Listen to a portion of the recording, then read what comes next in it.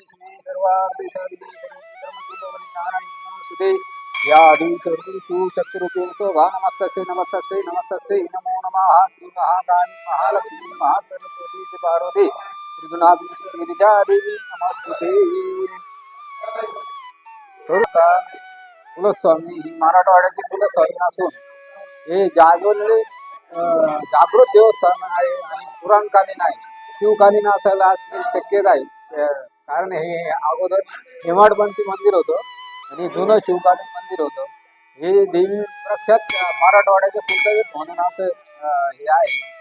आणि ही देवीचे अशी टीका आहे की ही मूळ पार्वती रूप असून ज्यावेळेस आनंदवन म्हणजे काशीमध्ये सारीपाठ खेळत असताना ज्यावेळेस महादेव हरले देवीकडून आणि ते ठेवून बसून बसले तपश्चर्यासाठी बसलेले, त्या तिथं बसल्यामुळे देवीने त्यांचा शोध केल्यानंतर त्यांना नारद मुनींनी सांगितलं महेश्वर मोरे संस्कृतमध्ये नाव आहे, काशी खंडामध्ये 49 अध्यायामध्ये माहिती आहे।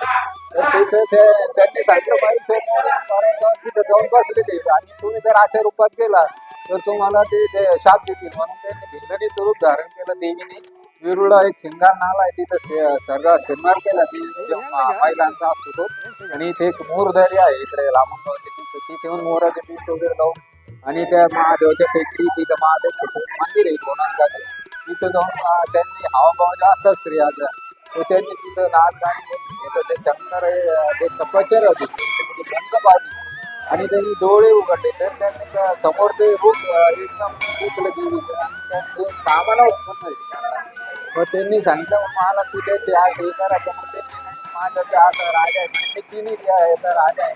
तरी मग त्यांनी देवीला खरं रूप म्हणजे जसं संसारात नवरा रूप सुट केला किंवा बायको रूप सुट केले त्या पद्धतीने कसे रूप हे करून आणायचं हे देवीने ते दाखवलं आपल्याला। परिसरामध्ये जे नारळ दुकानदार होते, हॉटेल दुकानदार यांना पूर्वीपासून काही व्यवस्था नव्हती, त्याच्यामुळे आमचे अध्यक्ष स्वरूप कंकर साहेब होते, त्यांना आम्ही सांगितलं पाहिजे यांची व्यवस्था काहीतरी आपण केली पाहिजे। त्यांनी ते हा उपक्रम हाती घेतला आणि या नारळ प्रसादाच्या या व्यापाऱ्यांची व्यवस्था आणि हॉटेलवाल्याची व्यवस्था करण्याचं ठरलं आणि त्यानुसार संस्थांमार्फत इथं 25 शॉपिंग म्हणजे ते दुकानचे गाळे काढण्यात आले आणि त्यांना भाड्याने दिलेत आलेले हे काही संस्थांमार्फत त्यांच्याकडून अनामत रक्कम सुद्धा घेतली आहे आणि आता त्या अशा पद्धतीने त्यांची व्यवस्था झाली आणि येणाऱ्या भाविकांची सुद्धा व्यवस्था झाली, व्यवस्थित दिसते असे संस्थांनी केले। आणि त्याच्यानंतर हॉटेलवाल्याचे पण ह्या साईडला 4 गाड्या करताय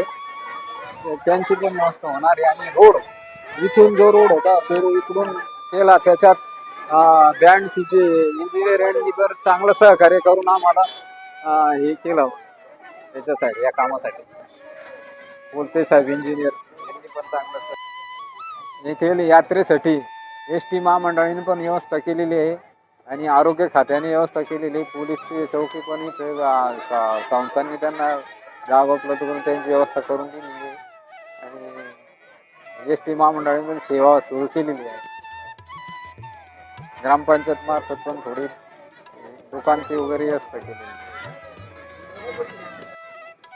या आज जत्रेची सुरुवात झालेली आहे आणि जत्रेच्या सुरुवातीच्या अनुषंगाने प्रशासनाकडनं विविध बाबींची या ठिकाणी विशेष काळजी घेण्यात आलेली आहे। आपल्यासोबत ST महामंडळाचे वाहतूक नियंत्रक जाधव साहेब आहेत, त्यांच्याकडनं जाणून घेऊयात काय आहे त्यांची माहिती, काय सांगाल? तर आमच्या छत्रपती संभाजीनगर विभागातर्फे गिरिजादेवी यात्रेसाठी म्हैसमाळ यात्रेसाठी 35 गाड्याचं आम्ही नियोजन केलेलं आहे। भक्तगणाची प्रवासी गर्दी लक्षात घेऊन आम्ही गाड्या सोडत आहोत। काल काही गर्दी एवढी नव्हती विशेष, आज गर्दी राहण्याची शक्यता आहे आणि चांगलं आम्ही नियोजन केलेलं आहे प्रवाशाच्या सेवेसाठी। आणि गर्दीच वाढली तर आम्ही 35 पेक्षा जास्त आम्ही बसेस पुरवण्याचा आमचा प्रयत्न आहे। ही जी बसेस वाढवण्याची संख्या आपण सांगतात तर ही एक दिवसासाठी आहे की जास्त दिवसासाठी आहे, कशा असणार आहे, स्वरूप काय? आमच्या प्रवासी गर्दीनुसार आम्ही कालपासून आमची सुरुवात आहे। काल 5 गाड्या धावल्या आमच्या, प्रवासी गर्दी अत्यल्प होती, आज गर्दी राहील, विशेष गर्दी राहील आज उद्या, त्या अनुषंगाने आम्ही गाड्या ठेवू। तर हे होते भाऊसाहेब जाधव साहेब, जे वाहतूक नियंत्रक म्हणून या ठिकाणी महेशमाळ या पर्वतच्या ठिकाणी त्यांनी कंट्रोलिंगचं काम हातात घेतलेलं आहे. या मंदिराच्या अनुषंगाने आणखी माहिती घेण्यासाठी व्हिडिओमध्ये शेवटपर्यंत बनवून राहा. धन्यवाद. नमस्कार. म्हैसमाळ लामणगाव ग्रुप ग्रामपंचायत देवी गिरजा माता यात्रेनिमित्त स्वागत आहे. मी सरपंच या नात्याने येथील प्रशासकीय सुविधा, पार्किंग, आरोग्य सेवा आणि दुकानाच्या जागेनिमित्त पोलीस बंदोबस्त व्यवस्था करून दिली आहे. आणि येथे भाविकांची गैरसोय होऊ नये म्हणून आम्ही सगळी व्यवस्था केली आहे. ग्रामपंचायत येथील सगळे नियम पाळून, स्वच्छतेचे नियम पाळून कर्मचारी, सदस्य आणि ग्रामसेवक यांनी खूप मदत केली आहे. धन्यवाद.